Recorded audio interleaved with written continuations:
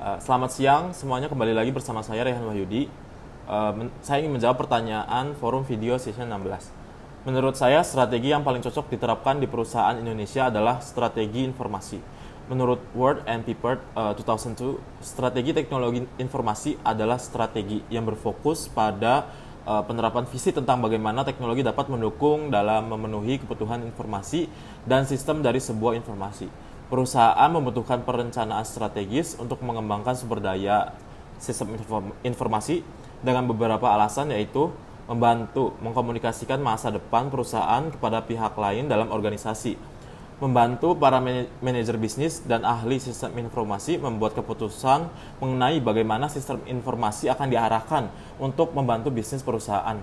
Dan hasil perencanaan sistem informasi dapat membantu mengalokasikan sumber daya perusahaan yang ada proyek-proyek sistem informasi yang penting dan bermanfaat bagi perusahaan.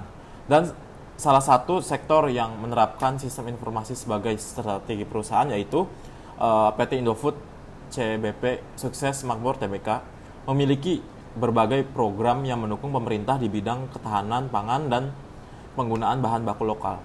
Contoh kasusnya Indofood dengan BPOM dalam penerapan keamanan pangan di dalam kurung strategi informasi. Pada 27 Februari 2025, Kepala BPOM Taruna Ikrar melakukan kunjungan langsung ke fasilitas produksi Indofood Group di Kalibaru, Jakarta Utara. Kunjungan ini merupakan bagian dari pengawasan BPOM terhadap industri pangan di Indonesia untuk memastikan bahwa perusahaan telah menerapkan sistem keamanan dan pangan sesuai standar nasional.